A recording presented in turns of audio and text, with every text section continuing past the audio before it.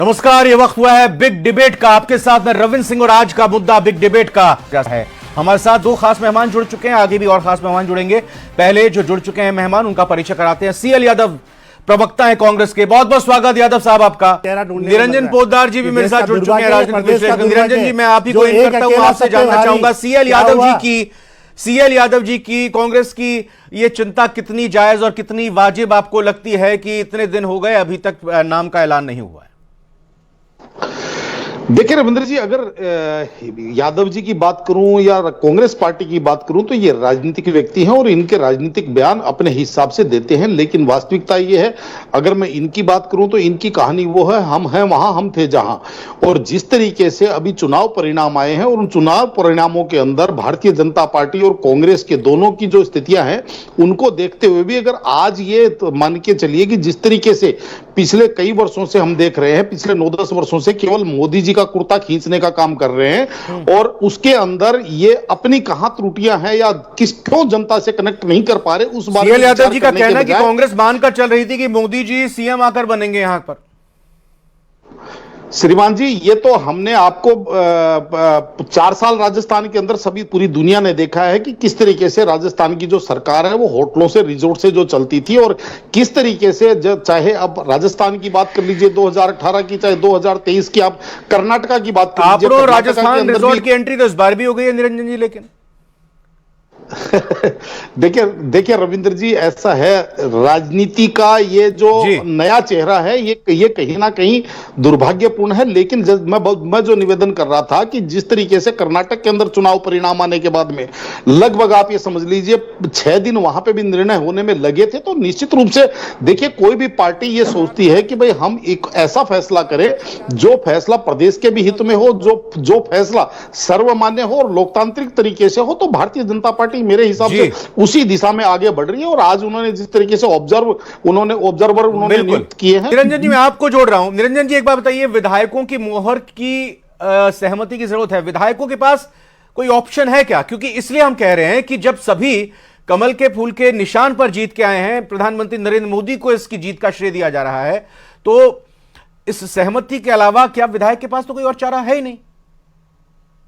रविंद्र जी, निश्चित रूप से आपकी बात बिल्कुल सही है, लेकिन इसके अंदर एक चीज देखनी पड़ती है और वो चीज ये है कि विधायकों के, ज्यादातर विधायकों की पसंद कौन है और किसका इकबाल इन विधायकों के ऊपर रहेगा। ये चीज सबसे महत्वपूर्ण चीज होती है, क्योंकि जो भी नेता होता है, जो भी आप ये मान के चलिए मुख्यमंत्री होता है या प्रधानमंत्री होता है, जब नेता होता है तो उसका प्रदेश के अंदर इकबाल होना बहुत अति आवश्यक है। क्योंकि हमने जिस तरीके से 10 साल हमने मनमोहन सिंह जी को प्रधानमंत्री देखा, तो प्रधानमंत्री की कुर्सी का तो सम्मान होता है, लेकिन नेता का इकबाल जब नहीं होता है तो सरकारें कैसे चलती हैं। आपने देखा होगा कि किस तरीके से जो सहयोगी पार्टियां हैं उन्होंने अपने अपने हिसाब से, जिसको कहते हैं सुपर पीएम या सुपर सीएम भी हमने सुने हैं भारत की राजनीति के अंदर, लेकिन यहां पे भारतीय जनता पार्टी मेरे हिसाब से ऐसा नहीं करना चाहेगी। उसका कारण यह है कि भारतीय जनता पार्टी नई राजनीति गढ़ने के लिए आतुर है और भारतीय जनता पार्टी को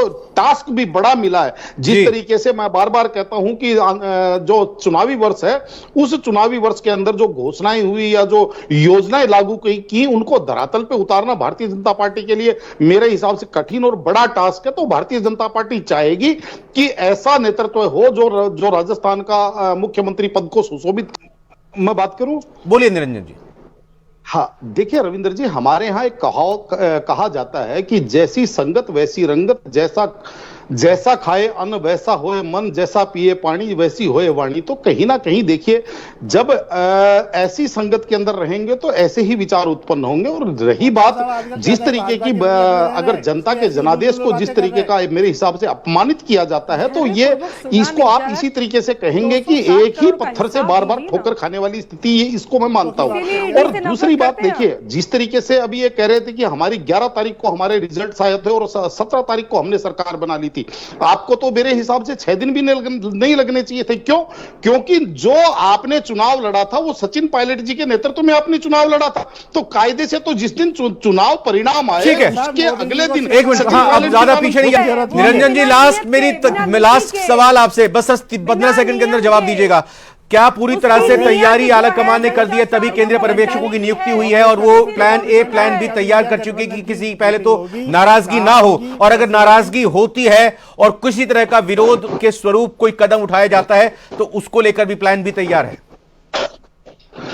देखिए रविंद्र जी, भारतीय जनता पार्टी के अंदर नाराजगी वाली कोई परिस्थिति बनती ही नहीं है। अगर मैं बात करूं महाराष्ट्र की, तो महाराष्ट्र के अंदर जिस तरीके से फडणवीस जी को डिमोशन करके उप मुख्यमंत्री बनाया, कहीं कोई चूं तक, क्या मैं बता रहा हूं, गुजरात के अंदर रूपाणी जी को एक रात में बदला, कहीं कोई चूं तक नहीं। तो कहने का तात्पर्य ये भारतीय जनता पार्टी है और यहाँ पे जिस तरीके से अनुशासन एक प्रमुखता दी जाती है, और साथ में आप इस चीज को भी समझ के चलिए, जो आदमी भारतीय जनता पार्टी के साथ आंखें दिखाता है या भारतीय जनता पार्टी के साथ गर्रू फर्रू करता है, उसका राजनीतिक भविष्य अंधकार में चला जाता है। अनेकों उदाहरण है। तो मेरे हिसाब से भारतीय जनता पार्टी का केंद्रीय नेतृत्व। निमिषा जी, आपस में बात मत करिए, आपस में बात मत करिए। 10 सेकंड के दर्शकों को बता दीजिए जो कहना चाह रही थी आप। 10 सेकंड बस। निमिषा जी देखिए, राजस्थान, देखिए भारत के अंदर कांग्रेस के प्रति विश्वास और जिससे क्रेडिबिलिटी खत्म हो चुकी है। जो कहते थे 1 रुपया निकलता है 15 पैसे पहुंचते हैं, वो जो 85 पैसे का हिसाब है वो करोड़ों कैश मिल रहा है। इसीलिए समझ में आ रहा है कि ईडी से नफरत क्यों है, जांच एजेंसी से नफरत क्यों है। बिल्कुल निमिषा जी, इंतजार है, सबको इंतजार है। ठीक है, वो प्रक्रिया का हिस्सा आपका हो सकता है कि पर्यवेक्षकों की नियुक्ति हो, फिर विधायक दल की बैठक हो, फिर जाके सेंट्रल बोर्ड पार्लियामेंट्री बोर्ड को बताया जाए, फिर उसके बाद चर्चा मंथन हो। लेकिन लोग, चूंकि मैंडेट आप लोगों को मिला है, लोग अब चाहते हैं कि जल्द से जल्द मुख्यमंत्री के नाम का ऐलान हो, और वो उनके सब्र का इम्तिहान जिस तरह से हो रहा है नाम को लेकर, हम जानते हैं कुछ ना कुछ सोच समझ कर ही फैसला लिया जाएगा। लेकिन लोग जल्द से जल्द चाहते हैं कि मैं चारों ही मेहमानों का बहुत धन्यवाद करना चाहूंगा, हमारे साथ बिग डिबेट की इस चर्चा में आप लोग शामिल हुए।